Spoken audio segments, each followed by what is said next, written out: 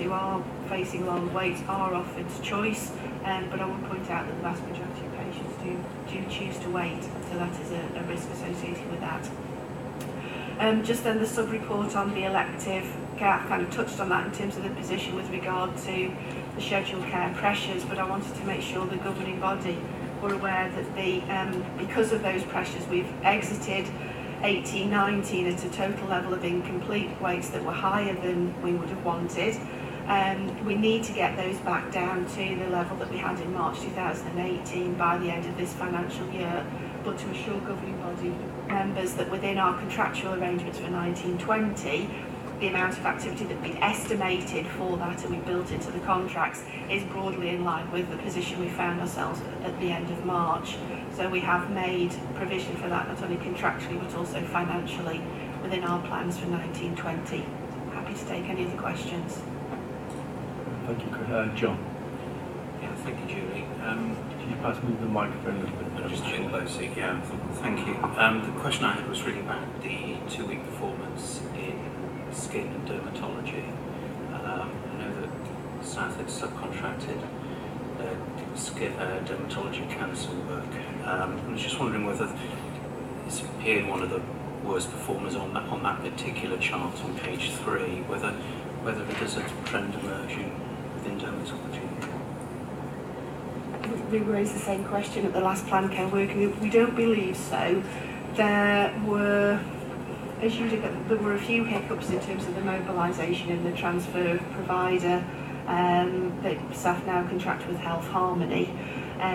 We have sought additional assurance that was just a hiccup, and we've asked for confirmation that all of the contractual arrangements will get us back on track. We've also got some, I guess, a few legacy issues between those two providers that my colleague Gail Fortismay is working with me on to deal with that, and we are having scheduling an urgent meeting with SAF and the providers to make sure that we've got that back where we need it to be. Okay, thanks. Thank you. Any further questions? Meredith. Thank you very much. Julie, in the report there's a reference to your bi-weekly calls with NHS England around urology and respiratory radiology. And it says support is provided as required. Is that support from NHS England? And if it is, what support is NHS England providing? That support is they're there to seek assurance that the local system's doing everything that it can, and then to pick up on our behalf and to work with us. I said we've escalated things via the regional alliance, and NHS England and Improvement as they come together are supporting with that, and Gail does sit as our representative on that alliance, so I'll pass that to Gail. So the two areas, Meredith, that NHS England are mainly concerned about are obviously urology and breast. The NHS England and the Alliance have been supportive in SAF and us as commissioners having some additional resource to trial some different ways of working. So, for example, the urology triage for prostate, they've also been supportive in discussions with UH&M to develop a pathway of working with them to ensure that we've got access to enough urologists and urological surgeons for our patients. With respect to breasts, Shropshire is not in a different position to many other areas across the country and certainly across the West Midlands. So the alliance with NHS England and NHS are looking at possible solutions to shared working and also the digitisation of radiology, because it's a radiologist that are really the right limiter. Thank you, Julie. Fiona.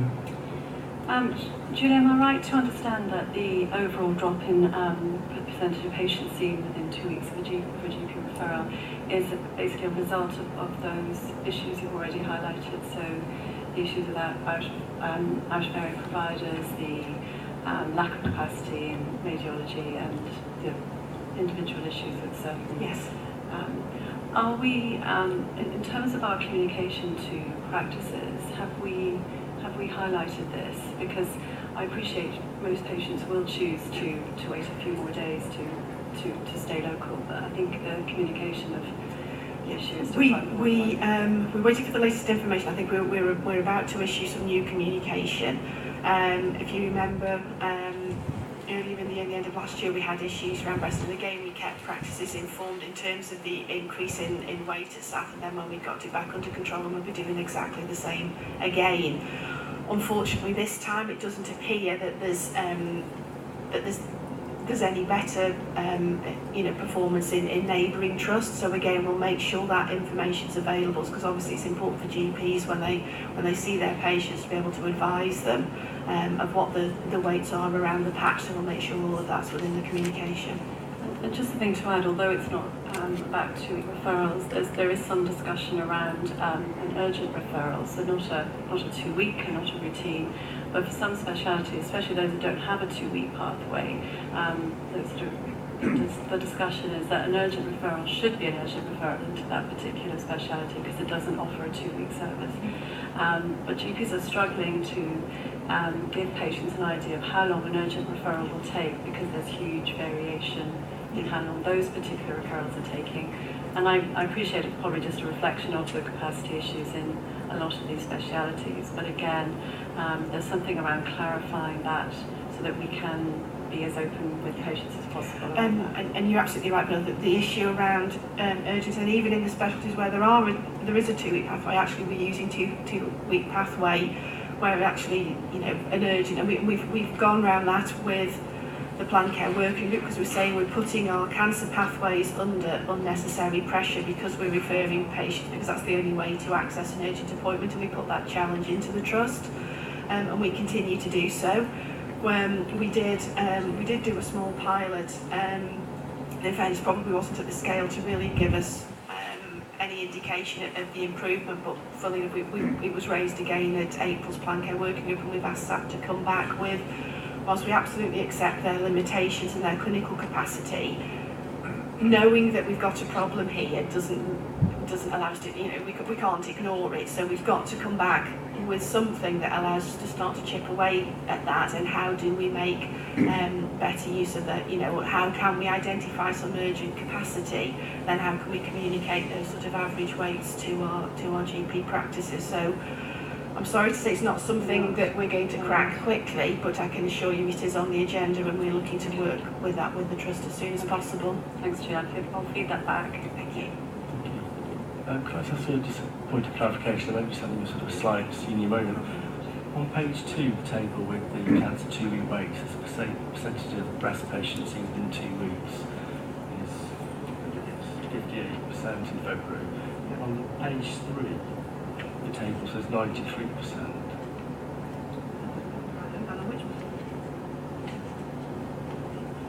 Can you give me the page number? Sorry, yeah, page 2 with Page 2, yeah, I've got that. with the big table with the red and the green. Yeah, It says the figure for February is 58%. yeah. On the next page, page 3, at the bottom of the table, this is the 2-week performance figure for February. It says 93% for breast.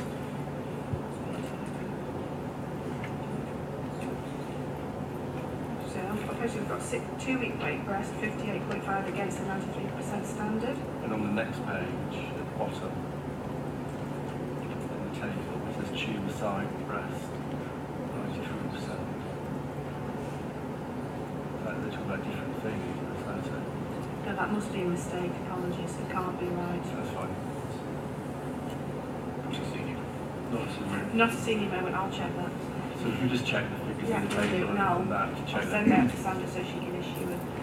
We should check all the figures in that case to make sure Yeah. if it's mistaken one, we need to make sure. We need to check that, we will do. Thank you. Any further I questions? certainly recognise them on the main table, it's that table there at the bottom of Yeah. page 3 we need to validate. Any further questions? One's breast symptoms and one's breast cancer. I'm not sure. We'll look into that and just.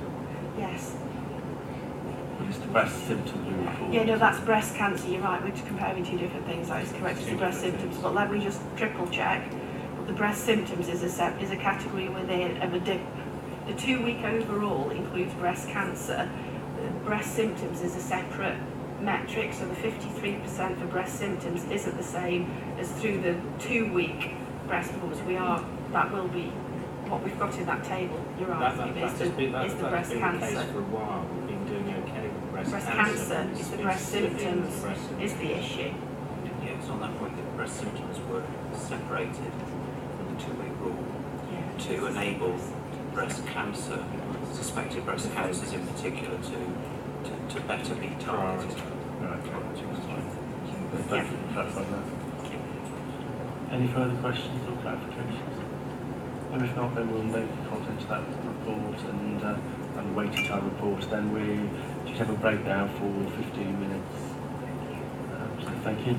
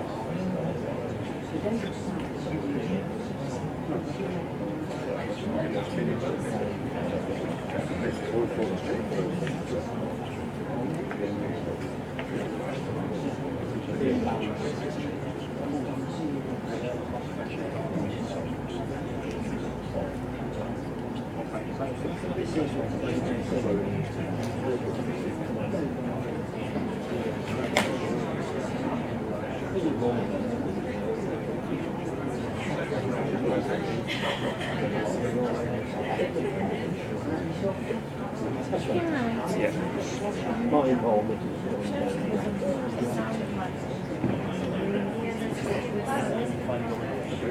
no,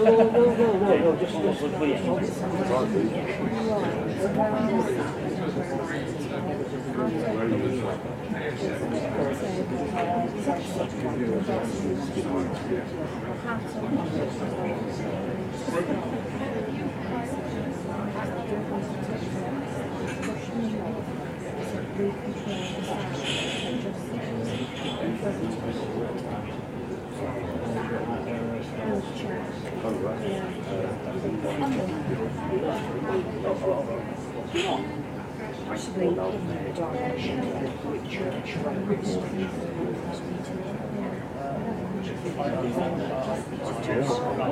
otherwise I'm going to have to do the 10 minutes. I just can't face it.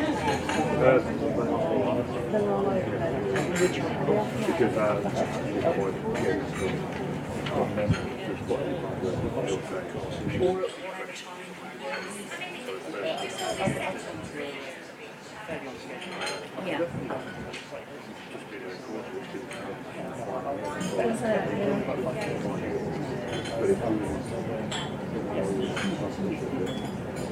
It will say, or if you need to go to town, I'm sure.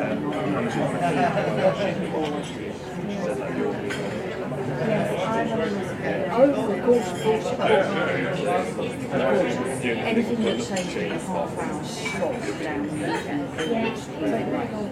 I'd be immensely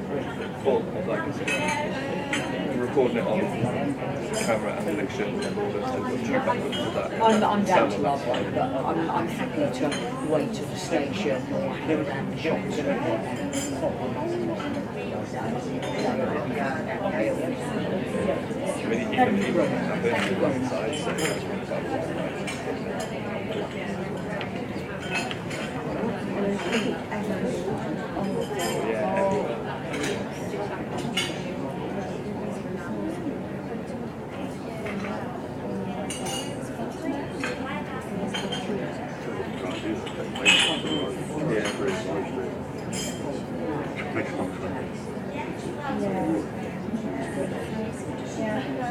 I'm confident, like, the hotel tonight was like, just got set up overnight.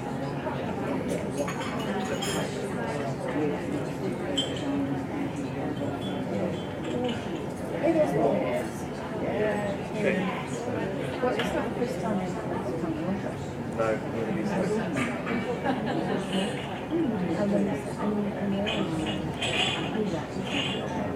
a location as well. And obviously, they don't have good internet, but in a built-up area, we've got 4 we can use. Obviously, put it out.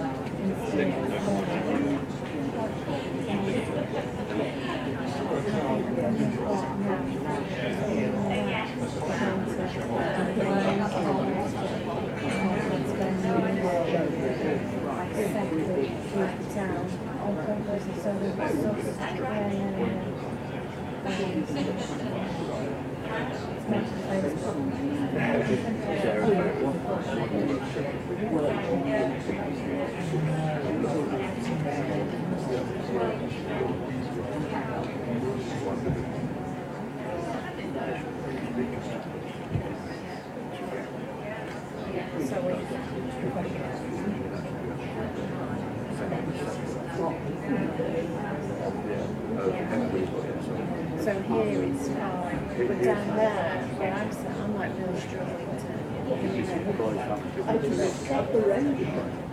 Okay, yeah, perhaps try that next time. That's all it'll be. I'm going to just some speakers projecting from that point of view.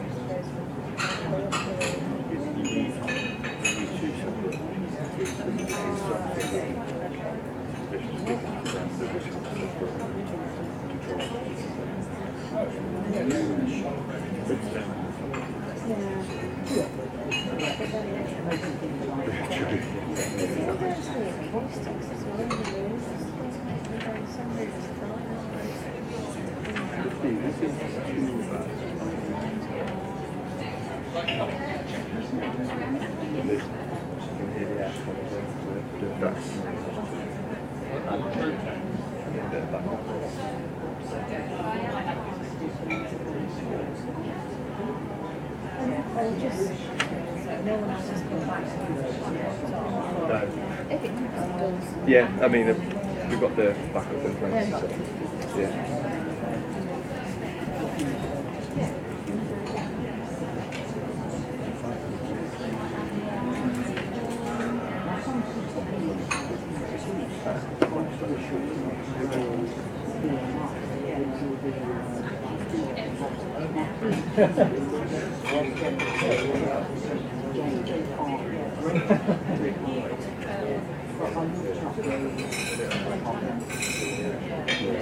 Yeah.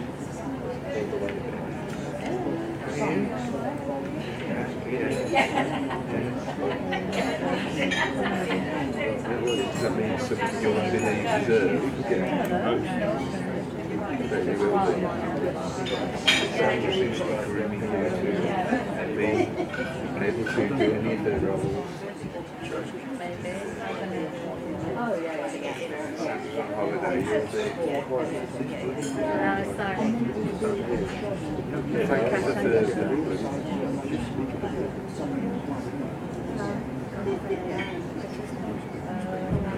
Just say you're grooming her to say when you're off, she's going to have this job.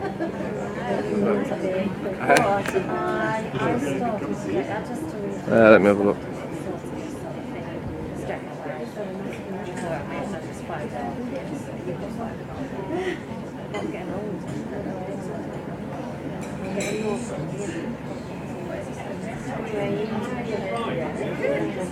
Is it here for you to go home? So? Too far. Have you got to go all back to 1 o'clock? Yeah. There's no way, well, I don't know. There should be. Sorry.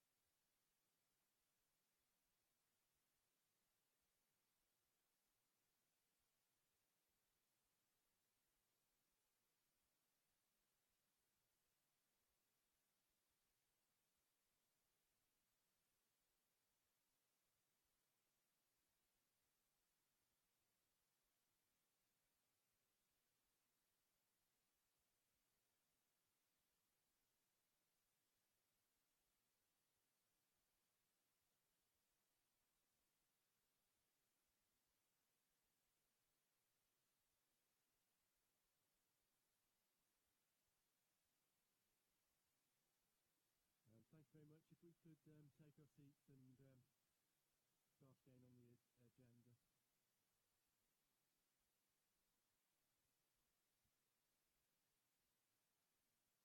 and Julie Davison's put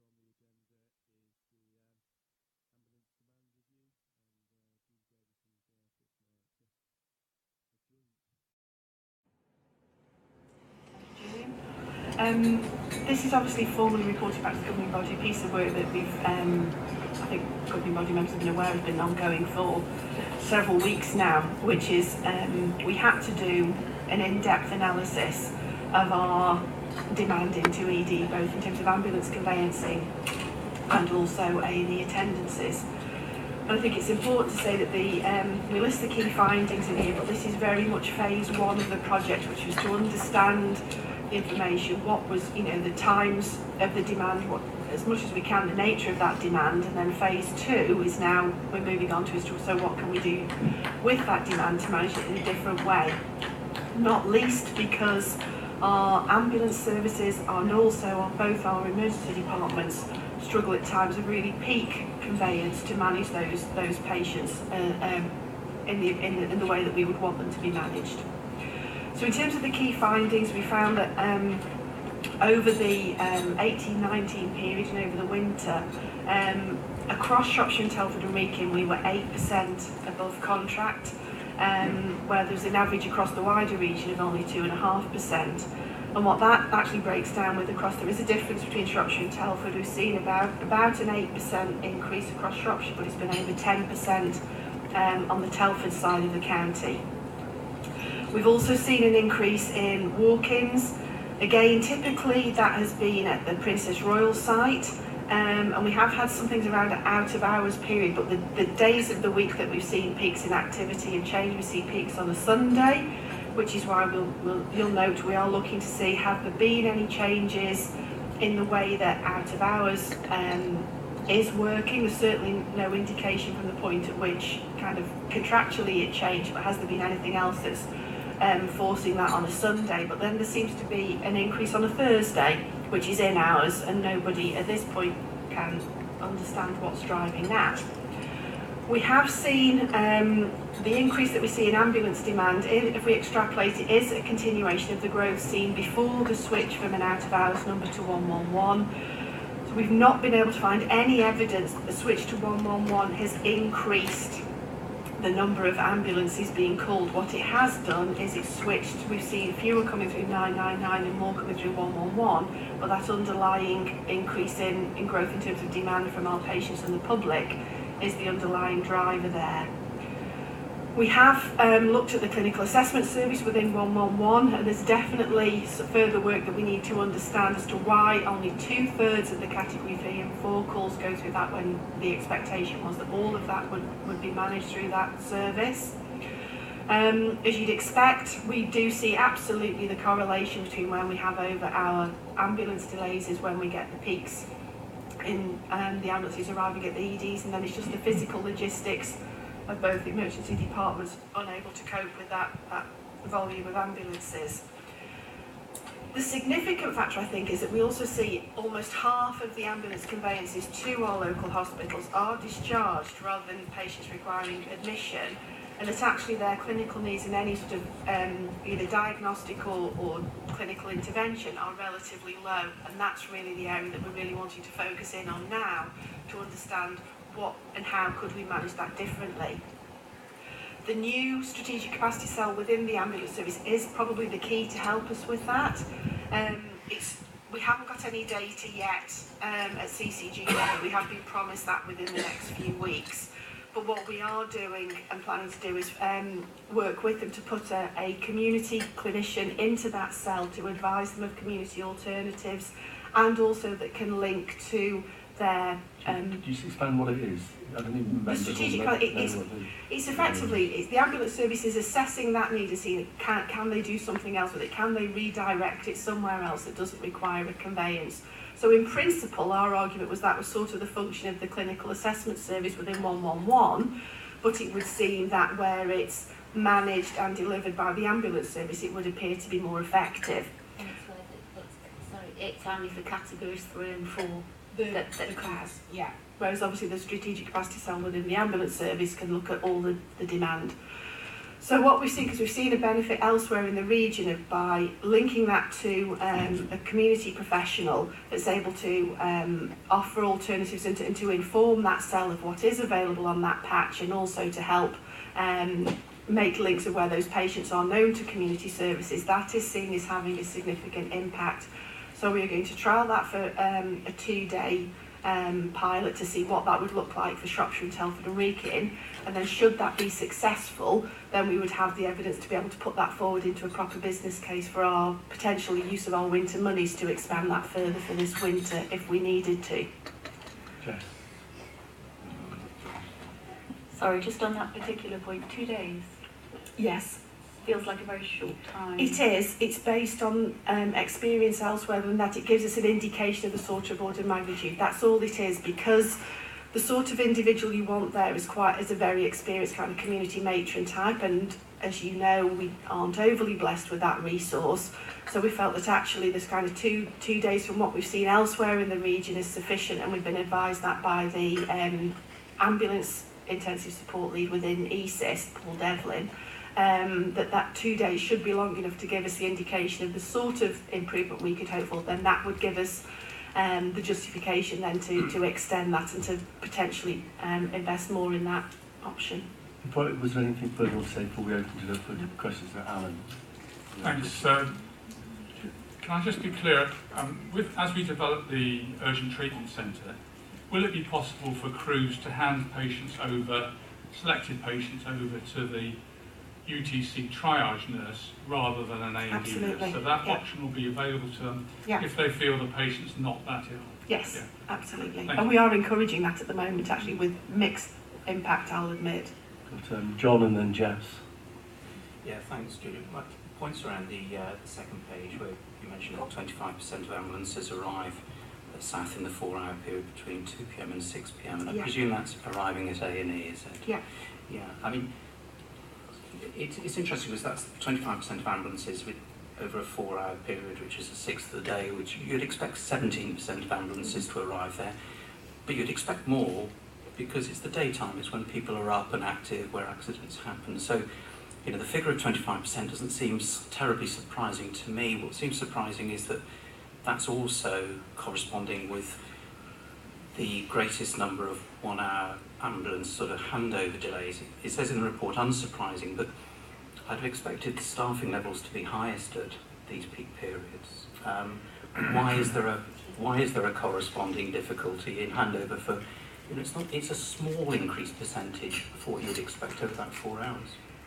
It is, but if it came smoothly over those 4 hours, then that 25% absolutely. Yeah. What kills is when you get 10, 12, sometimes as many as 15 ambulances in 1 hour. Yeah. They physically don't have the logistics at either emergency department to cope with that volume of ambulances. That's what causes the issue. The staffing, you're absolutely right.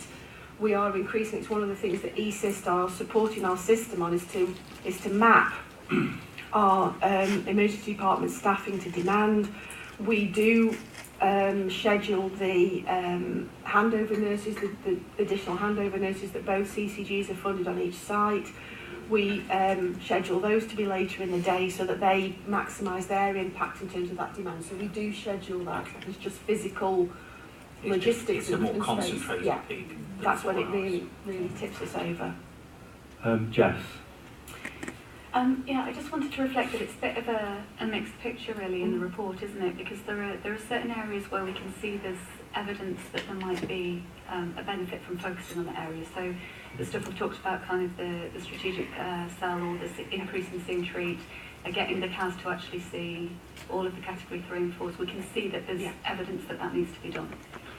What I don't get the sense of from the report is that we fully understand the increase, the step change increase, because we know that we've got a really significant step change increase compared to the rest of the region. Evidence that we know it doesn't look like it's related to the 111 switchover.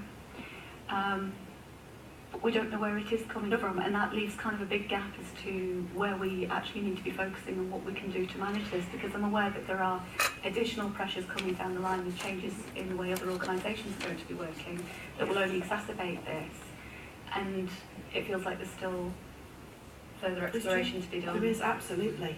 We don't understand what's caused that step. We've gone through, and as we said, that's why we wanted to look. There's no obvious change with the, as we said, with the award of the out of hours or any change there. However, we are so particularly trying today, has there been any changes there? So that's certainly a hypothesis that we need to do further work on. As I say, at the moment, the reason for the increase on a Thursday is nobody can, you know, we've gone through every single type of service we can think of, or access to anything in the county that we can think of that may have changed, and there hasn't been a change. We can't think of any significant change that would, if you like, provoke that step increase, and that's the bit that we can't explain at the moment. Steve,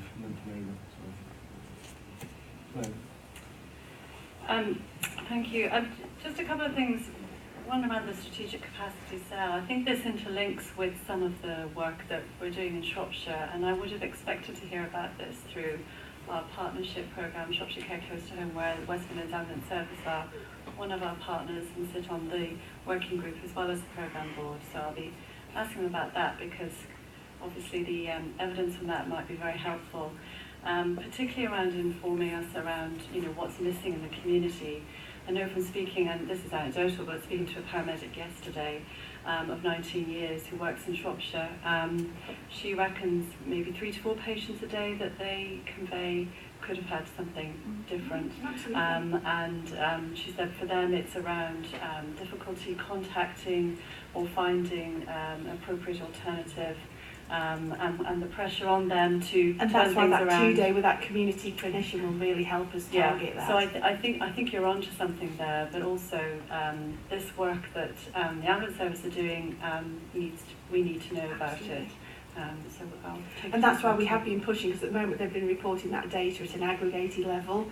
So we've been asking, we said we absolutely need it at individual CCG level, so that we can start to work with that, and that's what we've, Paul Bayliss, our contact on the A&E delivery group, has promised us that. And he also sits on this ambulance group as well. Steve. I noticed a significant increase in the attendances in the walk-ins. Just mentioning something that I've mentioned before as a potential digital solution is because we know that walk-in population tends to be a younger population. We know younger populations tend to turn to their mobile phone to look for help before they actually go anywhere or ring anybody up. Is if there was a local app which told them the length of waiting time in A&E and gave them other options to go to, it has been shown to work elsewhere. Yeah, and I think that again, that's the next level that we're sort of looking at. We're trying to steer the work in 2 directions. One, obviously looking at the ambulance demand and the conveyance, and trying to obviously promote, see and treat and all the other things that we can do there and offer alternatives.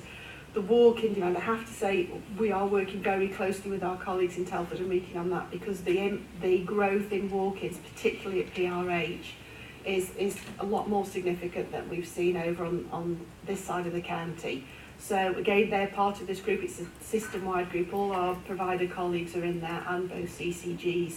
So we will pick that up, and obviously I intend to come back and report on phase 2 in terms of any further analysis, because it is kind of like that veritable onion, really. You'll just, every time you get with this data, it's so complex, you'll peel back a layer and you'll get something else, and we just need to work through that. I've got just a couple of points.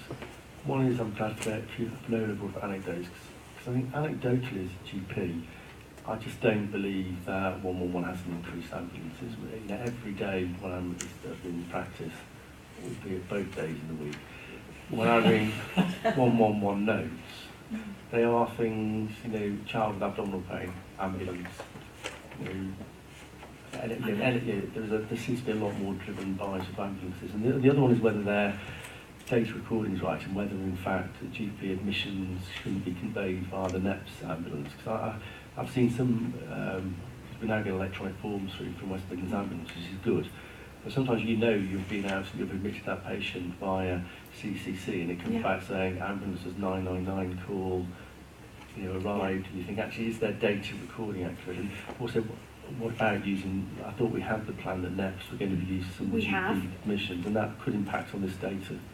Absolutely, and that remains the case. We're very keen to, as much as possible, to use our non-emergency patient transport. We've always said that to take the pressure off the West Midlands and allow their resource to be available for the more urgent 999 response. I think some of the challenge comes in again around some of the planning of some of that use of non-emergency patient transport, with all due respect, with some of, they know, our colleagues in Shrewsbury and Telford Hospital know that we're struggling in terms of discharge planning and getting that available. And what you'll tend to find is all that demand on the non-emergency patient transport, be that for dialysis, for patient discharge, or for GP admissions, is all in the afternoon. And that's one of the things that we've done a lot of work with the contract that we've had at the moment with non-emergency patient transport. We've probably got the best picture we've ever had of the underlying demand for that. So I think we can commission smarter for that next time. It wasn't as clear, those different categories of demand, and therefore I think, to be fair, the ambulance service have had to, been stepping in for that, what you'd see is slightly more of a planned demand around GP admissions. We are keen to do work on that, and we'll do so. And obviously our contract with the current providers due up, and we'll be going out to tender for that again during the next 12 months. We will absolutely pick that up and that requirement to for GP admissions. And the final point is about 111 use. I think that the problem is that although, for example, in my practice we have good access, we see anyone who needs to be seen on the day, we talk to countless people, but there is a trickle of 111 calls that come through during the day where patients have chosen to ring 111 rather than the surgery without making prior contact with the surgery. And I wonder whether that also impacts on some of the ambulances, spreading that activity, that different way of triaging activity into the daytime rather than just the out-of-hours period. Yeah, I mean, there's no silver bullet to this. It's going to be a hugely complex and multifactorial, but anecdotes are helpful, but we are working on evidence, so we're happy to have anecdotes to support hypothesis, but we will use that to interrogate the data and look for the evidence to support that. Any further questions or comments? Steve? Just anecdotally. If you ask the ED staff, they believe 111 has increased their input. So do the paramedics. So any other further comments, questions? If not, thank you, Russ. I just want us to briefly forward to the next steps and request a further update. When will that be? I would expect, I'm not sure it will quite be ready for the next, but I'm happy to give an update in July, but I think the final bit will probably be at the September governing body meeting, because clearly our ambition is to have understood this enough to be able to make a material impact before we go into next winter. Okay, thank you very much. And the next paper is about the future strategic commissioning arrangements, and David's going to present that. Thank you, Chair. So what we've got in front of us is a paper that sets out a proposal for us to establish a new single clinical commissioning group across Shropshire, Telford and Wrekin, and to dissolve the two existing CCGs, ourselves and the Telford and Wrekin CCG. The backdrop to the paper that I know we've talked about before is twofold. Firstly, the requirement that was set out last November for every CCG across the country to make 20% reductions in management cost savings by next April. And secondly, more recently in the NHS long-term plan, there was a requirement for streamlining of commissioning structures to bring them in line with the footprints of STPs, which in due course will become integrated care systems. And as you know, our STP covers Shropshire, Telford and Wrekin. So we've been in discussions informally, working in partnership with our neighbours in Telford and Wrekin to work through what's the best way both of delivering management savings and to look at the requirement for establishing strategic commissioning structures. And very recently, in the last month or so, the guidance for how a decision for making a bringing together a merger of two CCGs has come out, and that has given us slightly more time to develop proposals. So we now have a timescale that if we wished to form a single CCG across the two CCGs by next April, we would need to put in a submission to NHS England by the end of September, and the full guidance is appended to the paper. So looking at the different options and in discussions with our neighbours, our view is the best way to address the management cost savings is to firstly integrate the two management teams to allow us to do things once rather than twice across the patch, so that will drive efficiency in and of itself. And we could simply do that and retain two CCGs, the downside of which is that would still require double the governance, double the meetings, double the number of papers, and so on. So rather than that, our proposal is to establish a single CCG. It would help deliver those management savings quicker and more effectively. It would be in line with government policy, NHS England policy, to establish a single CCG. And we believe the best proposal, the best approach is to do it quickly. So rather than doing 2 steps, implement a management change by next April and then a CCG, forming a single CCG the following April. We believe now there is the slightly more time to develop our proposals by September, that is the best option. So what this paper sets out is a proposal that we do work towards establishing a single CCG across the patch. We aim to do that by next April. That is subject to NHS England sign-off, and is obviously also subject to Telford CCG in their equivalent discussion next week reaching the same decision. But that's our proposal, is that we do pursue that option, that we believe that's ambitious but achievable in the timescale we got. The first step we would need to take, regardless of timescale, whether it was April 2020 or April 2021 for the single CCG, is to move to appoint a single accountable officer across the two CCGs. So that we would look to do once these decisions have been made, following due process and so on. So we'll do that quickly, but not without the proper recruitment processes. And to support what will be quite a significant management of change process, what we propose to do as well, and are seeking your support, is to develop a programme management office to support the work to implement these changes, because they're not simple and straightforward. They will need proper management. We do want to do this fast, but we also want to do it properly. So that's a summary of where we've got to. So the paper in front of you, as I say, is ask you to support the dissolution of the two CCGs to form a single strategic commissioning organisation across the Shropshire, Telford and Wrekin footprint, to move to the early recruitment of a single accountable officer, to support the ambition of the forming the new organisation by next April, and to support the development or putting in place of a small PMO to support the change. Happy to take questions. Sarah. Yes, thank you for that. The paper is really clear, and you rightly say it is a significant change programme, and I think somewhere in the report it does actually refer to the fact that this shouldn't change business as usual. It will, because we're already significantly finding resourcing difficult. So it's really how can we resource this PMO, and can we make it happen? And I think we just need to be careful on our terminology. Quickly sounds like we're in a rush. If we can do it and do it well, then it is better to do it in a timely piece. But I think we just need to be careful, particularly when we're talking to teams, that this isn't something we want to just get over and done with. No, I agree, and it's doing it at the correct pace, but not extending the pace unnecessarily. So there's a balance to be struck. You're completely right. As I say, if the timetable had remained, we had to put a proposal in by July, which was the previous guidance. We didn't think that was going to be possible. Because it's September, we believe it is. We're also looking for early opportunities for sharing responsibility across the two CCGs. So where, for example, we just talked about a CCIO, well, surely it'd be better to have one across the two CCGs than two. So where there are roles of that sort that we can share, that will be one way of freeing up capacity to support the change.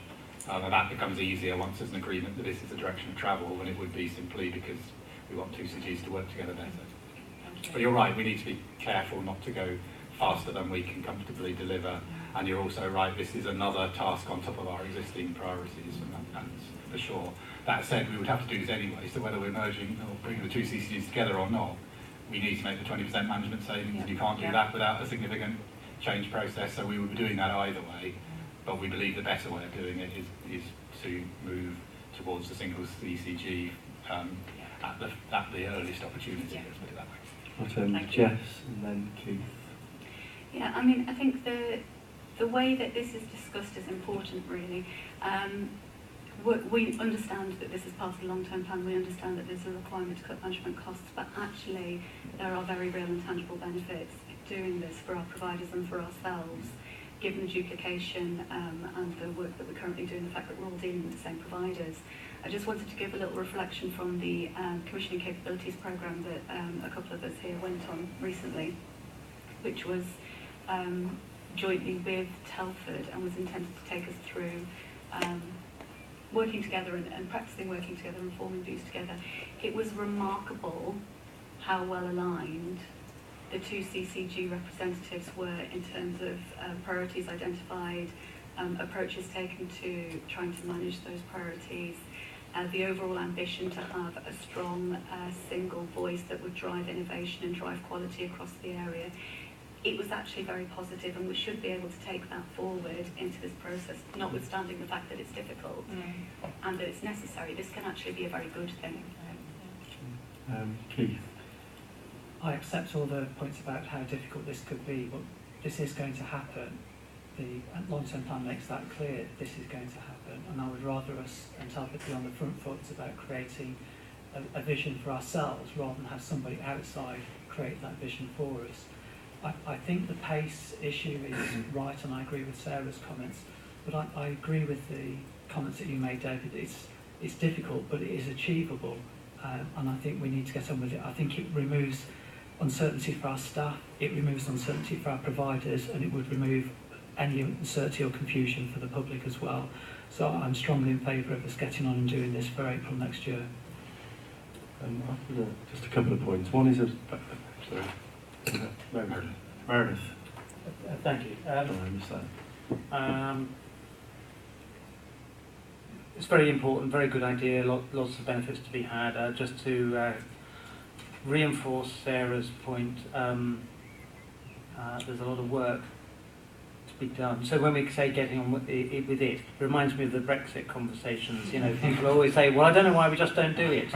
Because it isn't one thing, it's multifarious, and that's true of this exercise. So, so we have to do business as usual, but there will have to be capacity found to do all the work that's required within the PMO framework that you've described, David. So that, I think, means giving some staff permission not to do things that they would normally do. But that's just one point. Just a technical issue, just wanted to clarify. There is a reference in the paper around consultation, and the regulations that govern consultation, the health scrutiny regulations, make it explicit that dissolution and establishment of CCGs are exempt from the normal consultation arrangements with overview and scrutiny committees. So that's point one. But point two is that doesn't mean it's not a very good idea to talk to overview and scrutiny committees about what we're doing and why and when and so forth. So just to clarify that position. I think it is helpful in the guidelines that are attached. It says that you have to listen carefully to the HOSCs and what they're saying, and then give NHS England an answer to the HOSC concerns, rather than give HOSC the answer. So I characterise this as engagement. So clearly we do need to engage both with our staff, our partners, absolutely, with our member practices, remembering we're a membership organisation, and the new CCG, we're a membership organisation as well, and we need to do that meaningfully. So we listen to what people say and we address whatever issues come out of those conversations, which is not the same as the sort of formal public consultation, as you say, Meredith. Thank you. I think for me there's just a few things. One is that obviously, apart from obviously our members are very important, the public and our patients health, obviously our staff are key to our organisation, and we need to think about them. The most recent workforce report I saw said, I think, that we had a 17% turnover of staff per year, which is in keeping with most other CCGs. Now, presumably that means one of our first actions is to look between both CCGs about what actions we can take to minimise any need for, and hopefully avoid, I would like to avoid any redundancies, compulsory redundancies or voluntary redundancies. I think, can we just make sure that we highlight that really? So it seems definitely recruiting people to jobs if we're, once we've so into the process. See, we haven't technically made this decision yet, so we need to make the decision first. But yeah, absolutely, one of the first things we need to do is agree a workforce approach where we look at, we certainly shouldn't be filling vacancies that are not essential to fill. We need to look at what vacancy levels we currently have. So we have turnover, but we also have vacancies. At the same time, there are some posts we really wouldn't not want to fill, so there needs to be some judgment put in that. But definitely our aim clearly has to be to avoid redundancies, if at all possible, because they're both costly and obviously not good for staff. So a big element of our engagement will be with our workforce and reassuring them that there are a 20% reduction in running costs, given the vacancy levels we have, clearly do not relate to a 20% reduction in number of people in jobs, and there's many things we can do to reassure our staff along those lines. And at the same time, we do want to reinforce we have business as usual to carry on doing. So if back to Sarah's point, not just for us as an organisation, but for our individual members of staff, the last thing we want is to distract them with worries about this process, where we can avoid those worries so that they can continue to focus on delivering their day-to-day responsibilities effectively. And I think my final point is there are a lot of positive reasons for merging and coming together as a new organisation. One of which I think has to be that the law around what our responsibilities are hasn't changed. As in the CCG, we have certain responsibilities, and that I think by coming together and combining to form a new CCG, we'll actually be in a better position to actually have more influence and traction within the developing sort of new model of care in terms of ICS and the next stage on from the Sustainability and Transformation Partnership moving into the integrated care system. I think, although there's a lot of talk about changing CCG responsibilities, let's not forget, the law hasn't changed. The laws are still there. There are some consultation about minor tweaks and changes. So I think it's a very important step. I think beyond the product report is the key thing, really. And Sam, sorry. So I was just going to raise that, notwithstanding formally making the decision in a minute as to whether we support this or not, going forward in terms of practicalities that we've touched on, I think it's essential that implementation plan, if you like, is agreed as a joint approach across both CCGs, and that we take a uniform approach in terms of how we deal with staff and the other elements as we navigate our way through that. I would expect Sarah to take a lead role from the board point of view as your role of a member for transformation. One final point I was going to make was, to pick up on your final comments, Julian, there really are some opportunities here. So we've learned a lot of lessons, and well, you have more than me, in the last few years running a CCG. So at Telford, there is an opportunity to build a new organisation that takes the best from both. So this really is an opportunity to look at to address any issues we've identified about how we work, and similarly in Telford, and build something new that is absolutely fit for purpose. That had we, with the benefit of hindsight, we might have built a bit differently in the CCG when we established it. So it really is an opportunity to do something really positive as well as a big change programme. Okay, thank you. Unless there's any other comments, we'll just move through the 4 recommendations. So the first one is to support the dissolution or the request to dissolve both CCGs, because obviously the NHS England will make the final decision, and formation of a single strategic commissioning organisation for Shropshire, Telford and Wrekin footprint. So anyone not in favour of that? And then the second one is to agree to the early recruitment of a single accountable officer and the early integration of the management team. So you're all in favour of that? Yeah. Third one is support a timetable for formation of the single strategic commissioning organisation by April 2020. Again, everyone's in favour. And then the final one is to support the development of a programme management office to oversee the programme. Yeah. Thank you. Thank you for that. And then we move on. David's still taking the lead to the currently titled STP operational plan and CCG operational plan, and David will introduce that, please. So firstly, an apology. We managed to send the papers out without the STP operational plan attached in the first instance, so we circulated that separately, and it's now on the website as well for anyone in the public trying to read it. So apologies for that. I was just going to make a couple of introductory comments about what these plans are and how they've been delivered. Gail will say a few words about the CCG operational plan.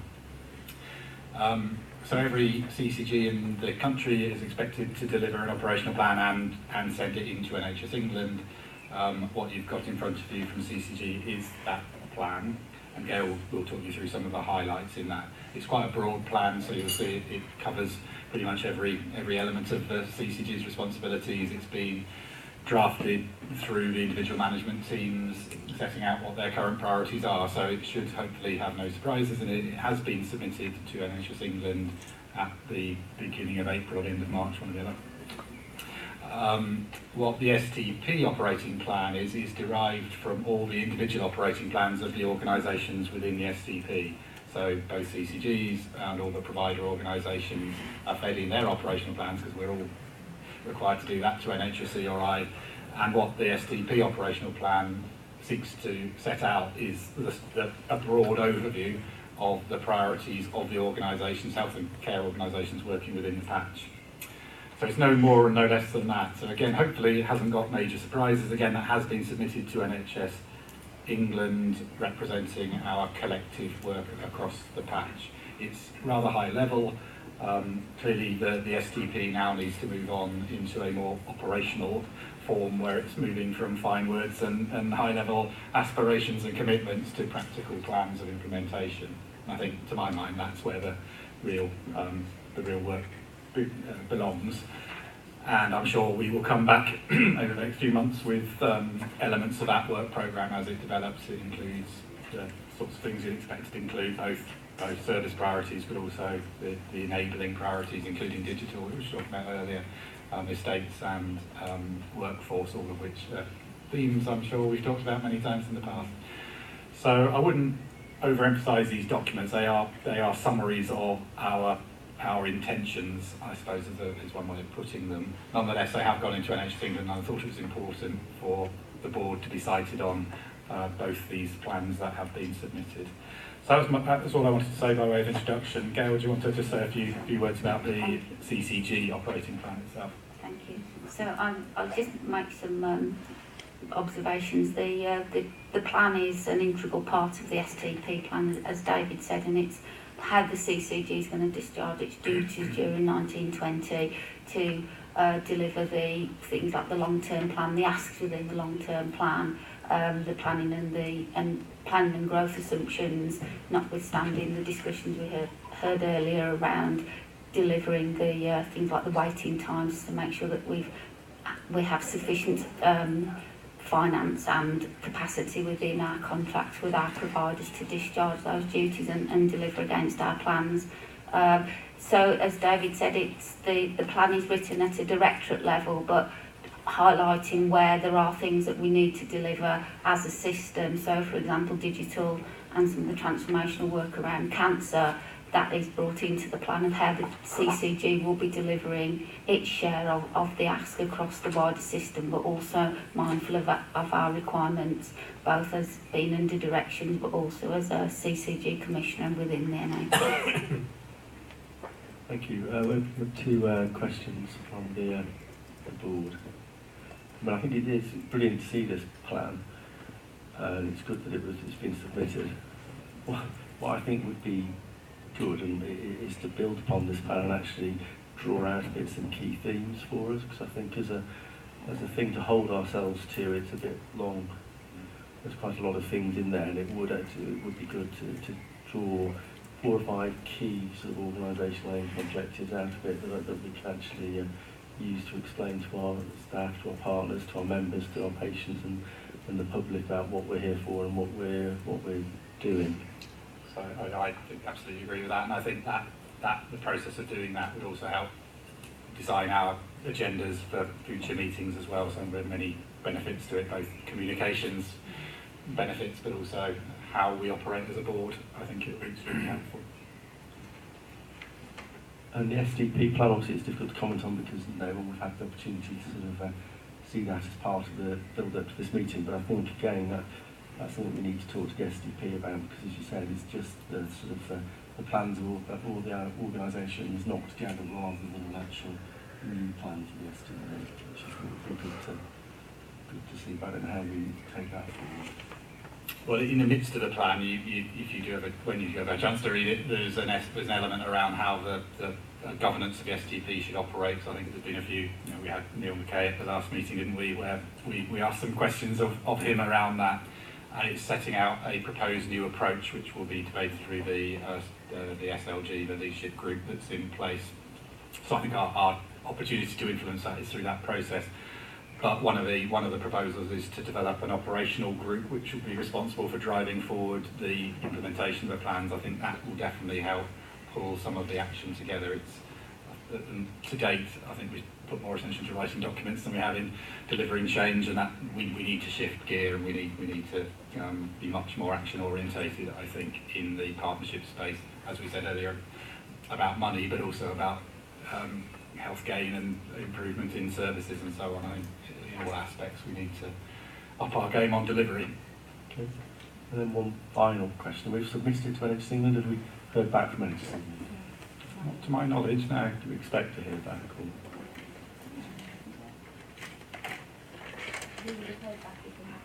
Yes, I suspect there's someone somewhere will have a tick box where you need to show you've ticked all the relevant headings that are in the plan, and would either by now or later we'll have some pushback if there are kind of obvious headings missing. And I'm not sure how helpful that is to humankind, to be honest, but it's part of the process of assurance and governance. I think more importantly for us is the point you made, that we need to be clear, both for us as a CCG and then for the STP as a system, what are the big things we're seeking to achieve, and have we got the resources in the right place to do that. Okay, thank you. Unless there's any further comments or questions from the board, then we're asked to note the content of the draft system operational plan and also the CCG operational plan. So thank you. And then we move on to the next item on the agenda, which is the finance plan for 1920. Thank you. So we have had a number of discussions over the last few months, in particular about the look forward to the new financial year and what our position might look like. We've also had 2 windows for submission, similar to the operating plan itself, with NHS England, and our latest submission being made on the 4th of April. The CCG for 1920 was asked to meet a control total requirement of £12.3 million deficit, which compares to the £13.3 million deficit that we were asked to achieve in 18-19. Now, as you've already heard, we have had significant pressures in 18-19. These have in no small part impacted on our underlying recurrent position. So, as I mentioned previously on this agenda, we always knew it was going to be a challenging ask to achieve that control total requirement for the year. As our plans currently stand, and certainly as reflected in our 4th of April submission, we are currently not meeting the control total requirement, and our plan at the moment reaches a £23.8 million deficit position. That's after a QIP identified programme of QIP of £19.5 million, and I do need to point out that that position itself is risk assessed, because we know there are significant risks, not just relating to QIP but other pressures within the system, which means that on top of the planned deficit that we reported, there is also still an unmitigated risk in the region of about £4.6 million. Now, we've been working hard on that position over the last few months to have a look at what we think can be reasonably achieved in terms of that position, and what can be a reasonable assessment for delivery for the upcoming year. I say upcoming, I'm conscious we're already in the beginning of May.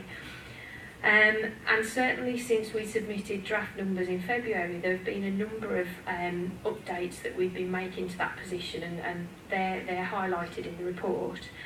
So I'm not intending to go into the detail of those, but just to touch on each one so that we're just clear about the journey that we've been on in establishing these figures. So first of all, we, as all CCGs were given a forward look in terms of the allocations we might receive over the next few years, and they're what we've built into our financial modelling.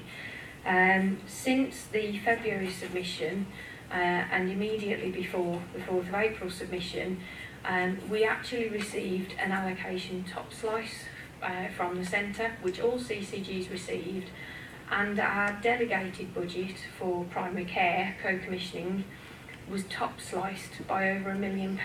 Now, this was to reflect the fact that there are certain elements of spend that have now been centralised, but unfortunately the level of spend that we're actually incurring is far less than the top slice that we received, and that has generated an additional pressure in our position that we have no control over at the moment. We're continuing discussions with NHS England colleagues about the impact of this on the position, but we've had to incorporate that in as a pressure because obviously it's not something that we can readily absorb in year.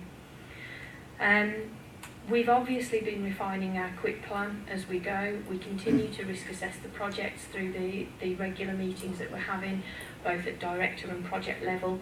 And so we were able to update some of our plan for those conversations and just generally have a tidy up between February and April figures as we landed our contract negotiations and took in more information about demand and capacity and expected inflationary uplift. So all of that work went on to inform the April submission.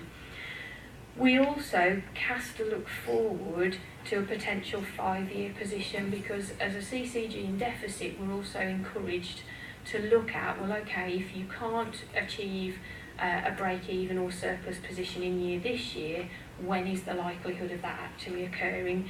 And certainly for us at the moment, we're looking at a period of 3 years to be able to return ourselves to an in-year financial balance position. I have to say that's no mean feat. This is a modelling assumption at the moment which takes the view that we could continue to deliver quick savings along the lines of about 4%, which is what we've been modelling. So it just gives us an indication really that, as we've talked about already today, this isn't a quick fix. This is going to take some time to get ourselves back on track. So all of that work has gone into the plan so far, and despite that, and despite the opening conversations that we're now having with the STP about that programme of transformation, we're still not going to be able to make a scalable change in 1 year that would make me comfortable as CFO to recommend to this board that we actually sign off a budget based on achievement of the control total.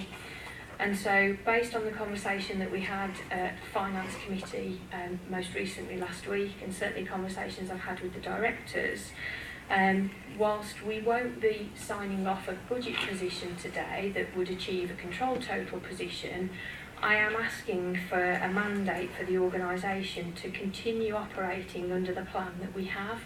We need to deliver what we've said we'll do, and we need to focus our energies on doing that. And in the meantime, myself, David and others will continue our conversations with NHS England about the practicalities of this position. We haven't had any specific mandate at the moment about what happens next in terms of this position that we're reporting. We're expecting a letter imminently which will hopefully open up our conversations with NHSE again about next steps for the position that we've got. And obviously as soon as we know more about that, I can report that back through our usual governance channels. But as I say, at the moment, I have to be clear, we do not have a plan that meets that control total requirement. What we have in the position to date is certainly challenging, it absolutely is. It does carry a level of unmitigated risk, but if we can take that mandate today from governing body to continue along this path, then we can carry on working hard on how we bridge that gap, both in terms of the rest of this financial year and in cementing what we need into the longer term plan. Thank you. Open up to questions from the board. Start with Keith. I'll take my earlier comments as read and carry those forward to this. The situation's really difficult. I think it's also the lack of clarity from the regulators is a bit of a concern. You said the letter is imminent. I was just wondering if we could get that sent round to governing body members as soon as it arrives, so that everyone's up to date with what we've got to do. Because obviously there won't be much time to respond to that, given how far we are into the year already. And also reflect on the fact that part of the auditing process at the moment will also look at going concern, and it would be good to have a clear message to give to the external auditors about what the expectations are from the regulators and what the governing body response is to that. I think all we can do is be realistic about what we think is achievable and try our best to manage to do that. If the centre asks us to do things that are over and above that, I think we obviously have to recognise that that's their role. But I think we need to be clear as a governing body about what is achievable and manage to that. And that would be my request, and certainly the input at the audit committee that I will be seeking as part of the confirmation of what our financial position is for this year. Thank you. Finola? Thank you. Just one comment and one question.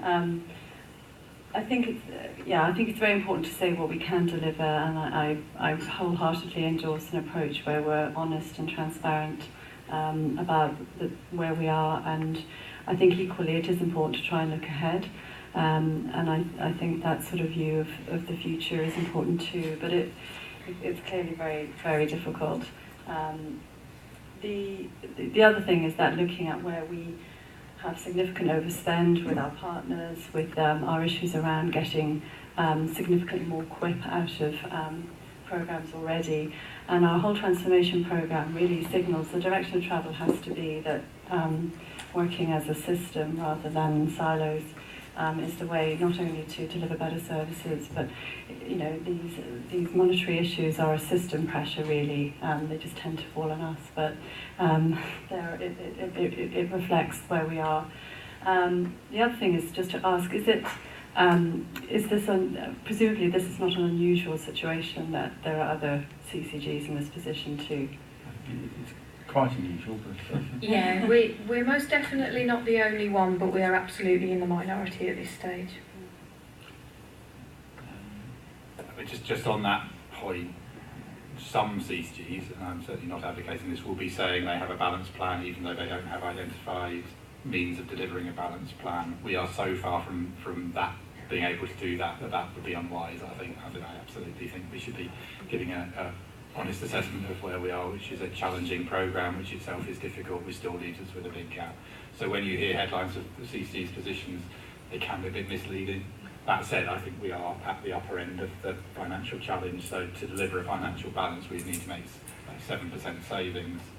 That I don't think there's a CCG in the country that is planning to make 7% savings, so we are definitely in a more challenging position than many, but nonetheless some of the numbers are a bit hard to interpret. Keith? Kevin? That's okay. I was just about to say, Keith said a lot of what I was going to say anyway. Luckily that wasn't it. I'd just like to firstly say thanks very much for honest approach. I think it's quite refreshing to actually have a DOF and an AO actually saying we can't promise to deliver something that we really don't think we can deliver, and I share that, and thanks for the openness and transparency of that. I also sort of understand that QIP is a very, very challenging piece of work, and there's almost, because we've already said before, we do risk assess it, and we are a few £1 million short of where we'd really like to be. But I know, I just want to reiterate to the rest of the board, there's a lot of work going on weekly QIP meetings, on our monthly QIP board, to actually really ratchet up and look for extra QIP all the time. And the execs, I doubt have a meeting in their diaries that they don't mention QIP to their team. So it is really taking a pride of place in a lot of these meetings. So I just want to say thank you for that. Thank you. I've got a couple of points. One, we have to accept we have a statutory duty to set a balanced budget, and we've not done that yet. It seems to be unlikely that we will do that, so we do need to bear that in mind. And perhaps one thing, when I've finished my comments last David, could I say what that may mean, although it's quite a broad question. it is incredibly frustrating. I think, you know, as a GP, one of the issues around the reduction around the co-commissioning budget, which has been reduced basically for the nationally funded indemnity, so that in practice, for a GP, they've, into our contract, they've taken out money for the indemnity, but they've put the same amount of money back in. So it seems incredibly bizarre that at the CCG level, they've just taken the money out without putting money back in. And there's a lot of that discussion happening in sort of the medical press and the general practice press about how, you know, that's sort of, careful my words, but it seems completely bizarre. I know you just speak up a wee bit. So I said, it seems completely bizarre that on one hand they've taken money out of our budget and not replaced it, but when I look at my practice budget, they've taken that money out and they've replaced it with an equal amount of money. So it's just an impact onto the CCG. I think the main thing I would like to say is that it does need to be a system solution. I think when we say it's 4.1% our quip and it would need to be 7% to achieve that 31 million, that's out of the total budget, not out of actually the budget that we can actually change and actually have an effect on. Some of it is mandated, like the primary care spend or £50 million on drug costs. A lot of that is very difficult to sort of change. A lot of our payments to our providers are driven by tariff, and again, they are very difficult to change. Now, I think that as an individual and as a board, I think we, whilst accepting we've got a statutory duty to hit our control total, we've not done that over the last few years, and we have had to make some hard, quick decisions, but I think we've always done things that overall have actually, at worst, kept quality the same, and in a lot of cases have improved it. Within those schemes, there are schemes where it may have reduced access for some but improved it for others. For example, around physiotherapy, where we had very good access to some parts of Shropshire and terrible access in others, and we've managed to equalise those out, which does mean that some individuals in some areas have got slightly worse forwards, but a lot haven't. But we have managed incredibly well not to do any of the sort of slash and burn schemes that would undoubtedly have an impact on patient care. And I know we've touched upon it already with Dawn talking about the quality impact assessments. I think that, you know, it wouldn't be possible, I don't think, for me as chair to support sort of just randomly cutting services to hit the budget. So it's a very difficult message that we're sending back to NHS England. One is that we support and fully agree that we have a statutory duty, but the other one is saying this seems impossible to do. It's a circle that we can't sort of complete really. So I don't know what other people's views are on the board, but I certainly would there would be some things I would draw the line at actually looking at and touching really. And that's why it comes back to a system solution. If the system was stronger, if it was a system we say, this is as much as we can do, you know, we are prepared to push things, we are prepared to change things, we will work in different ways, we will reduce costs and improve productivity, but we won't harm patient care, then I think that again will be quite powerful as well really. So I think my main question is what does it mean when we know it? I mean, we haven't done it for the last few years, but this is different, because you say in other years we've set a budget, and we know other CCTs have set a budget where they have an identified quip, but if we look at our fact, we've got a £12.3 million gap and £4.6 million worth of high risk, unmitigated quip. That's nearly £17 million, which is a big gap. So we are in somewhat uncharted territory in that we are putting a plan in that overtly doesn't balance, as I said, as opposed to a plan that sort of doesn't balance but is hidden because it's got unidentified quip in it and so on. And as Claire's already alluded, we haven't had a response from our regulators of the sort one might have historically expected, which would be to be called in and hauled over the coals as to why doesn't your plan balance and what else would be looked at and so on. So I think in part that's because NHS England and NHS Improvement are going through their own changes, and so there's a bit of turmoil in their leadership arrangements. In part, I think while we are unusual in the scale of the problem, I think the NHS at national level is struggling with this a little as well. So it's not that we are the only place in the country that has this kind of problem at all. So I think what will happen next partly links to the communication we're expecting from NHS E&I, which I think will set out a regional approach to how we address shortfalls in the financial position across NHS organisations across the Midlands. So that's what I'm expecting. I don't know exactly what that is going to say, But I think that will be the next step, will be a regional response which looks at how the West Midlands whole system is delivering against control totals across the whole system. And I'm sure there will be some exhortation to make collective progress. I'm sure that will show a gap, not just our gap, but a gap in other parts of the patch. And there'll be some exhortation to look again for further opportunities for savings and efficiencies. And clearly, I think our response to that has to be, well, if there are good ideas, then we're interested in seeing them.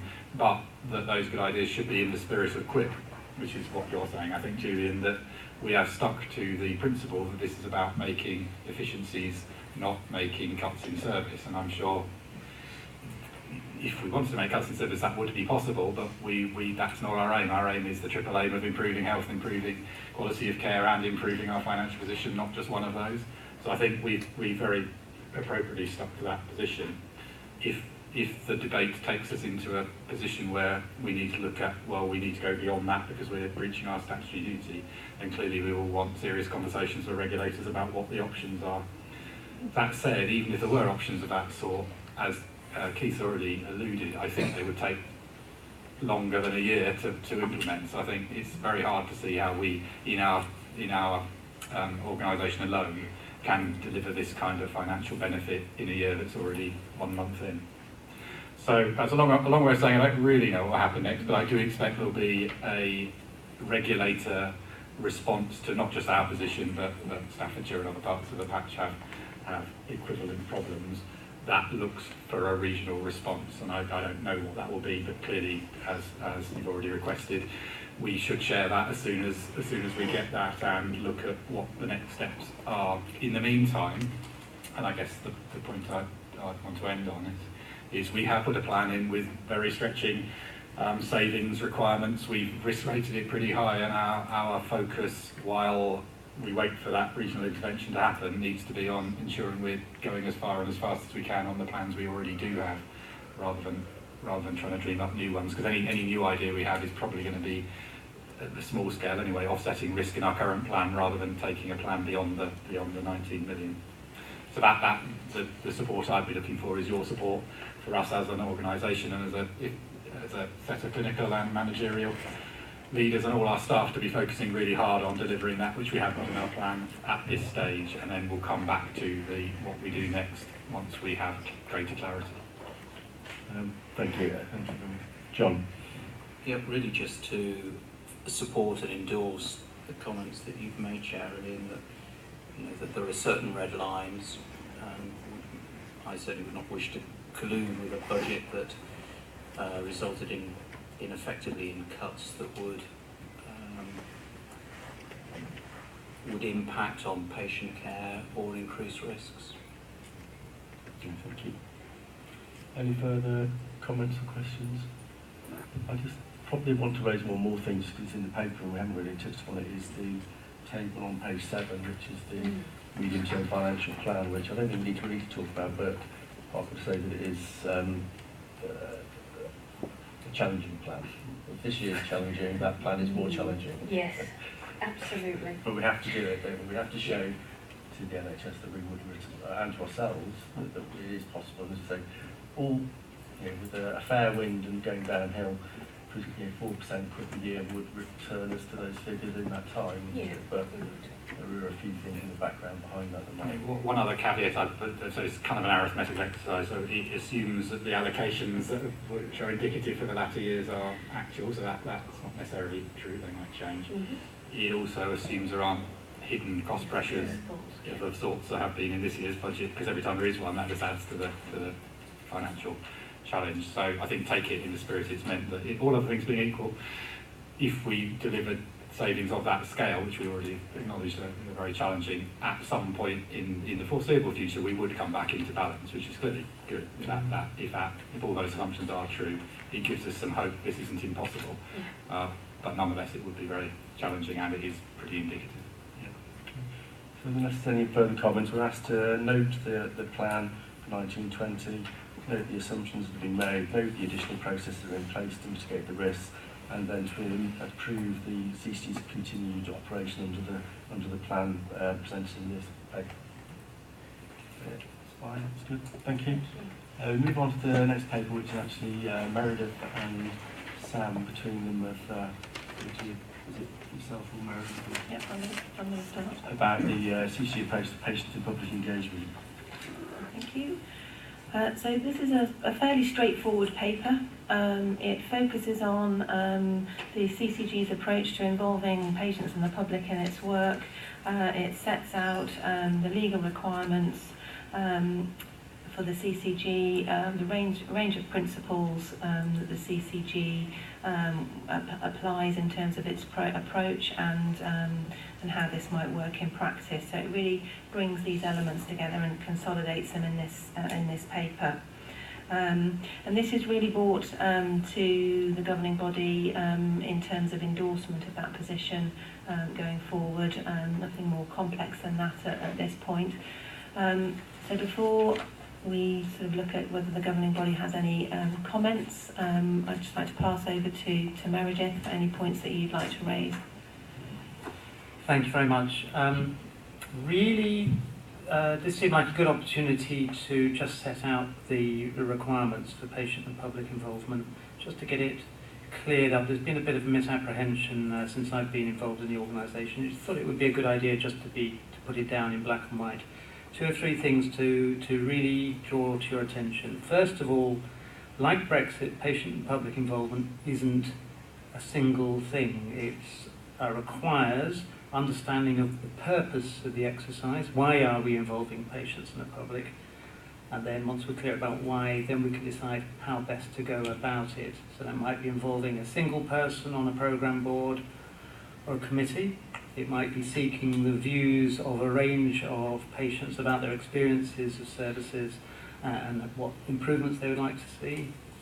Or it might be involving people in the governance and assurance of the organisation. So the point about this paper is to be clear that there are a range of things to be done and then a range of ways by which those things can be done. Just one really important thing just to really reiterate. The requirement around patient and public involvement is about doing 3 things. One is to involve people in the planning. 2 is to involve people in the development and consideration of proposals that might lead to change. And 3, to involve patients and the public in decisions that affect services. So, why are we doing it? How we're doing it, and to make sure that we do those 3 things systematically, rather than, oh gosh, maybe we better involve patients and the public somewhere near the end of the exercise. So it's just a paper to set out the position and the approach that the organisation is taking currently and is developing as we go. So Sam and I are very happy to take any questions. Thank you very much for the paper, Meredith. But questions from the board? My only question is, does this need a further piece of work alongside it to sort of operationalise it as such? Because it's it's a good description of why we should be doing it and what we should be doing, but it may need to be a bit clear for individuals when they're applying it, how it applies. Yeah.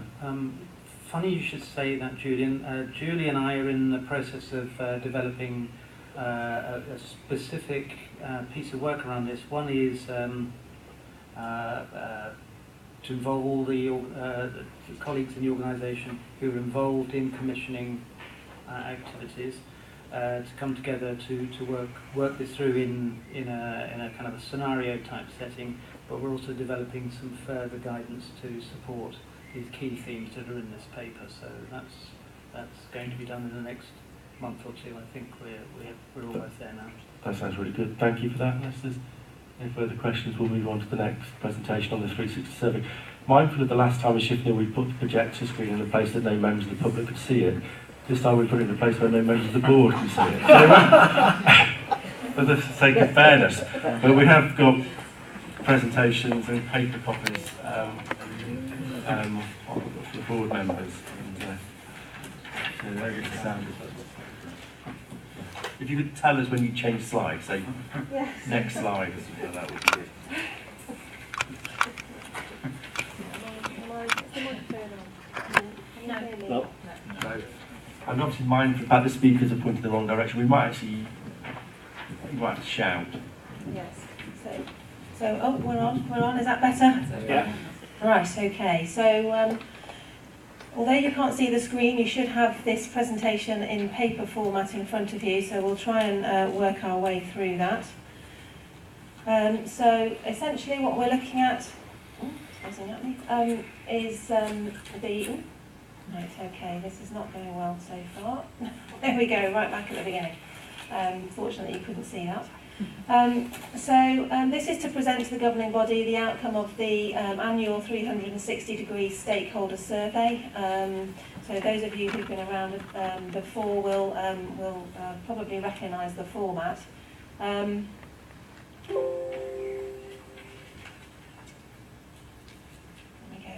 Right, so moving on to the second slide then, background. This just sets out the scenario really in terms of how this piece of work is done. As usual, stakeholders will ask a series of questions. What is significant to note this year is that where there's been consistency throughout previous surveys in terms of the approach, this year the questions have been significantly scaled back. So there's not as many questions for the stakeholders to answer. Whilst this may be beneficial in some ways, it does mean that comparison to the position in previous years is a little bit more difficult this time round.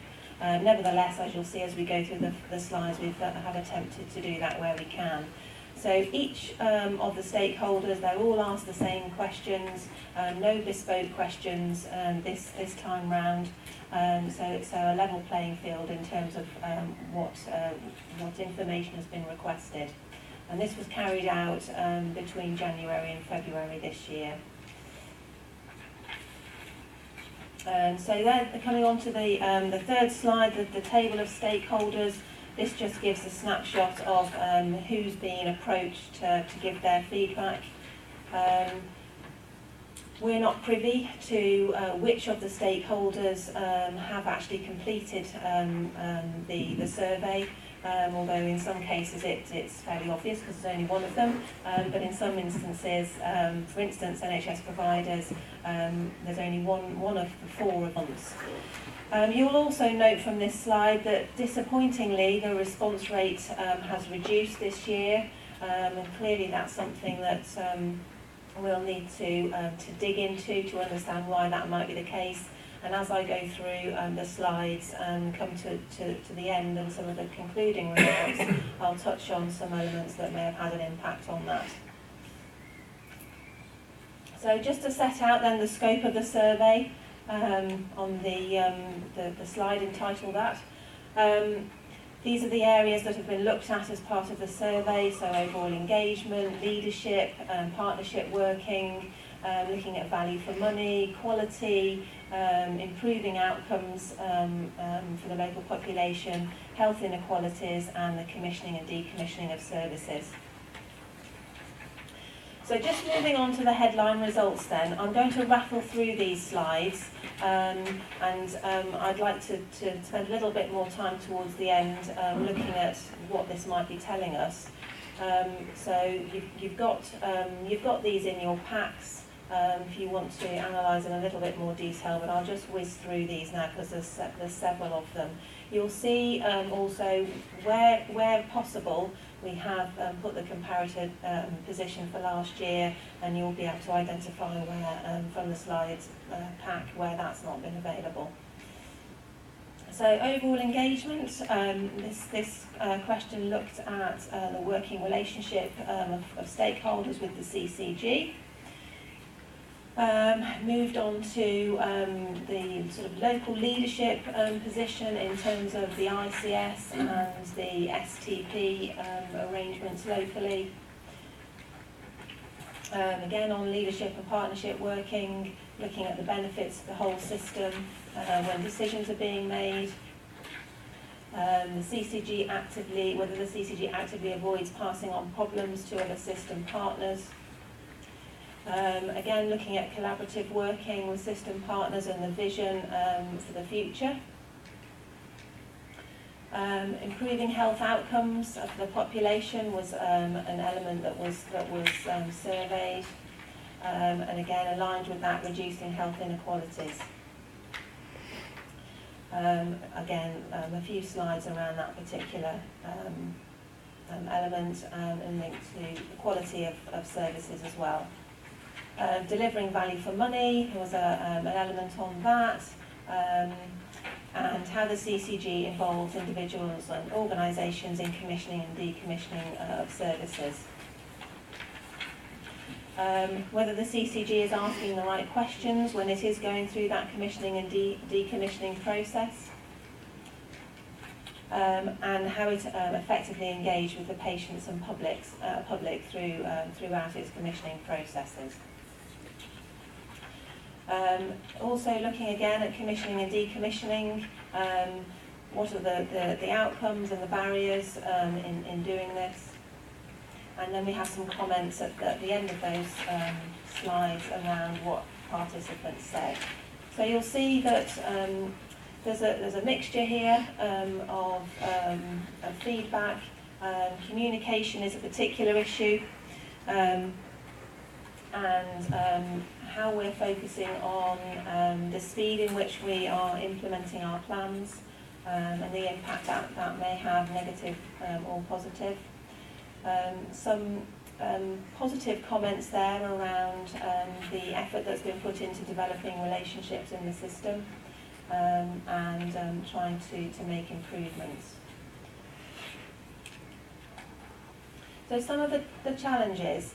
So what's evident when you look through the data slides, if you like, is that for the majority of them, they show an improvement in terms of last year's position where that comparator data is available.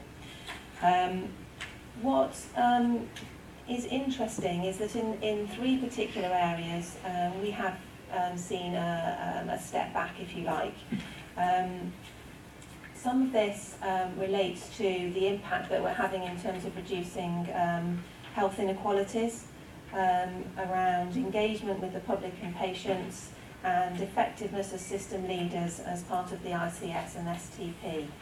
So those were the three areas where we've seen a step back in terms of our position compared with last year. So some of the challenges that we're facing in terms of the themes that have come out of this piece of work are around communication, demonstrating impact, elements around time and capacity that we've touched on throughout the meeting today.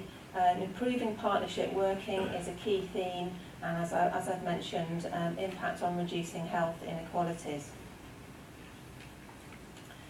So in terms of actions, reflecting on how we move forward with some of these things, I think what's interesting in terms of some of the themes that have come out is we are well aware, and we have discussed on a number of occasions at our governing body meetings the impact in terms of our STP, and I think what's been reflected through these slides is sits fairly neatly with some of the discussions we've had about how our STP is maybe not as advanced as we would like, or as advanced as other areas across the country, and we may take from that this theme has been reinforced by the feedback we've received through the survey in terms of improvements we might be able to make around our partnership working. In terms of actions going forward, obviously I'll be keen to get the governing body's input into their views on the information that's been presented. But we obviously need to continue to develop the ways we communicate with our stakeholders, and as we move forward with improving our partnership approach and our system approach to some of the pieces of work that we need to undertake and some of the challenges that are evident, communication is going to be quite key. We need to continue to develop our developments in broadening the ways in which we involve patients and the public, and the paper that you've just heard sets out the principles on which we will build that involvement.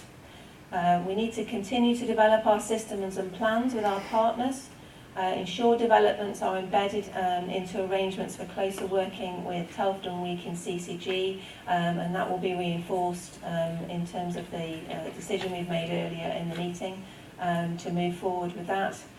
And working closely with our public health colleagues to explore how we can improve our impact on reducing health inequalities and the development of our local data set around the JSNA. And clearly there's an opportunity now with a new Director of Public Health in place to refresh and reinforce those opportunities. That brings my presentation to a close, so I'm sure the governing body will have some comments in terms of how we build on this information. Thank you. Thank you, Sam. Before I open up to the board, if Colin was here, we always used to ask about confidence intervals, and I was wondering what sort of confidence limits we have about such a small survey sample actually giving reflective results. Possibly not much, but That's the real already. The problem is the small sample size. Sample means there is a limitation to the interpretation of this. That said, if you compare us to the national scores, we are below average on everything. So I think we'd be a bit naive to well, on this year we are the national comparison, we are below on every single item. So I think we shouldn't on any single item. I think you can probably say it's within the who knows. The interpretation needs to be careful. I think as a collective, it does suggest we're underperforming compared to some of our colleagues, and again, we shouldn't over-interpret this, but mostly the direction of travel is positive rather than negative where there are comparisons to last year. So I guess there is some positive to this, which is there is a small improving trend. But again, you have to be really careful over-interpreting the data given the sample size is so small. Yeah, I'm sorry, Keith. It's not just the small sample size that concerned me, it was the fact there was no response from the Health and Wellbeing Board, and only 1 out of 4 NHS providers replied. And I know every person's piece of feedback is important, but those are probably some of the most pivotal bits of feedback that we'd be looking for. I would concur with that. I think it's shocking. I mean, I always fill mine in when I get them from other people, and I think I can't understand why they're not completed. As co-chair of the Health and Wellbeing Board, I probably need to be a little bit careful, but I obviously didn't receive it, but I have received other CCGs. And my other question would be, should we be sending them out? We've only got one other CCG that we send it to wherever, whereas we do border with a number of CCGs into the north and to the east and the south, not to the west. So I would agree that we need to feed back to our partners that it would be nice if they could fill in the forms for us. Meredith. Thanks. Yeah, just it may be clear. I haven't seen the material yet. How do we go about seeking the views of patients and the public? I think that's what we've done in other forms. This is particularly the 360-degree feedback between ourselves, providers, other CCGs, and Health Watch and other sort of contributors. Yes, I mean this is an externally managed process, so we're not involved in the mechanics of it. Thinking about the kind of sample size. The reason I'm interested in a way is the CCG in the course of the last year was fundamentally involved in the Future Fit consultation methodology and delivery. So in some respects, we would have put more into involving and communicating with RCF than we would ever have done before or could ever do again. So I'm just wondering about the validity of we may not be communicating very well with patients and the public. That kind of just makes me wonder about how reliable. That's Graham as well. We do send it to the patient group, don't we? And Health Watch, so they're included in the other category. But no, I think you're right. But I think it's interesting the practice response has fallen. I mean, I think that probably again isn't brilliant, but and again we ought to flag to we did send a few communications to them asking them to fill it in, and we do have locality managers, so I think we should be more proactive about seeking the views of our member practices as well, and I think that's disappointing. It would be, even if it's because they're unhappy with us, it would be good to know. No. Yeah, my question was, it would be good to understand why the response has fallen, and the lack of response from other providers, though we may not get a response. But yeah, I think it is important to know. And as you say, it might mean our position might look worse, might look better. But I think it is important to try and understand if we can. I think interesting. 2 years ago, we probably had quite poor response because last year we did it differently. Each of the executive team and certainly myself were given a list of people who've been sent the form and encouraged to ring them and contact them directly. So it would be good to see what the response rate was the year before compared to last year, because I think that probably did increase the response rate. Yes, and we can certainly look at that. I mean, the approach we've taken this year is not just to leave people alone to get on with it. We have had staff who've been actively encouraging providers. I myself have been in touch with the chair of the Health and Wellbeing Board on more than one occasion to request that the survey was completed. So it's not that we have taken a slightly different approach, but it's not that we've just left people to their own devices to complete it without any encouragement, shall I say. Any further comments or questions? If not, I think we're just asked to ask for information, wasn't it? Okay, so thank you. The next paper is Dawn and Meredith with the Quality Committee terms of reference, between there being their review. Yeah, just very quickly, Chair. It struck us towards the end of last year that the terms of reference hadn't been updated, and we wanted just to bring the slightly revised terms of reference to the committee, to the governing body. Two small changes there. One really important thing: there was no purpose specified on the terms of reference for the Quality Committee, and we thought that was probably a bit of an omission. So there is now one, and one or two small items around membership have just been updated. So that's all there is. Just to draw to your attention to seek approval for the refreshed terms of reference. Thank you. Dawn. And just to say, we inadvertently left Julie's membership title out of there. It was a very important part of the committee, so that was an error. Sorry. She has now paid her fees, so she is now. So that needs to be checked. And also on the back page, the data reviews, that then updated for 3 years. Or they've done yearly. Yearly. Yeah. But again, I guess thinking forward to the new organisation, we need to look at these alongside Telford's equivalent and looking at how we can help them. Thank you. So we'll note though, we'll approve those terms of reference for the Quality Committee. And then we come on to the Keith with a summary of the Audit Committee. Conscious of the time, I take it everyone will have read my words very closely, so I'll just mention 3 things. Firstly, the Head of Internal Audit opinion improved to moderate this year, so that reflected the improvements in our systems. So thanks to all the staff who've helped to make that a reality.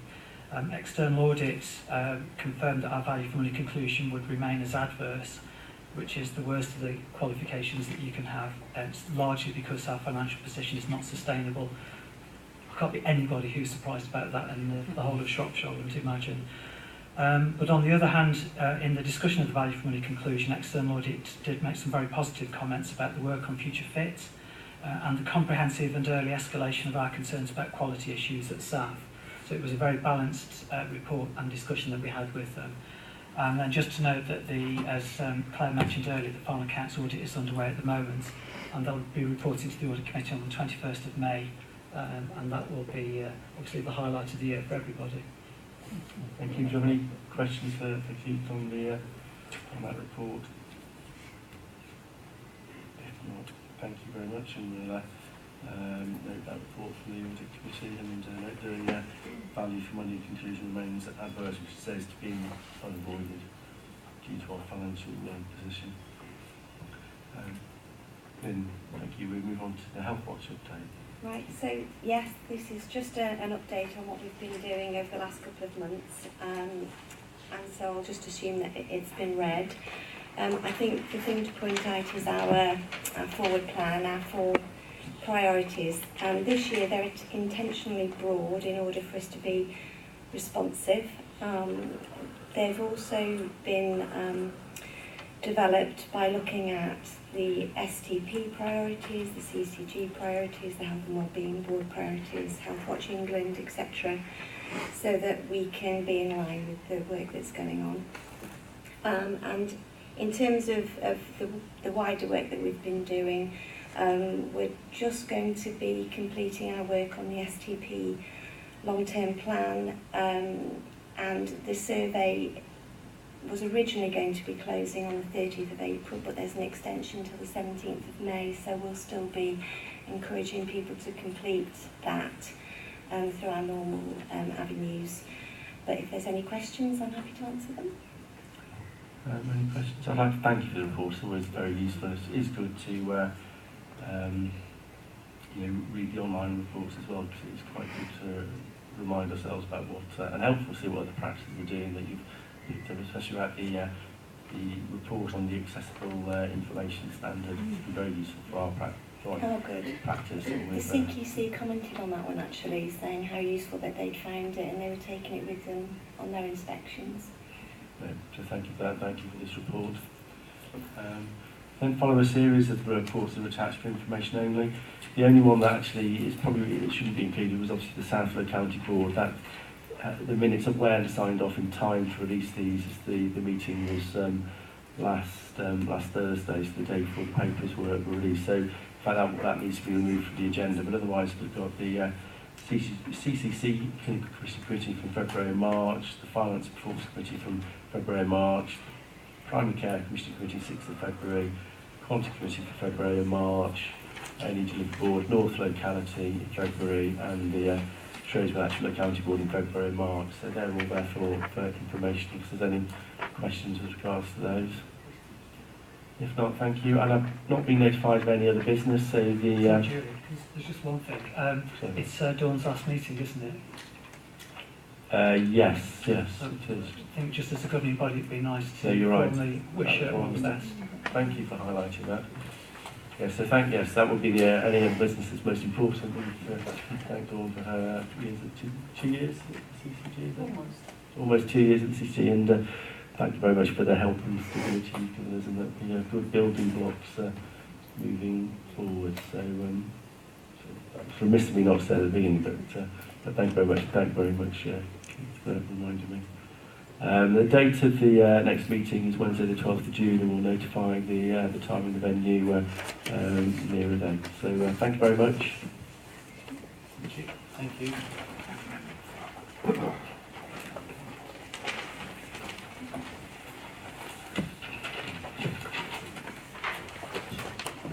All right.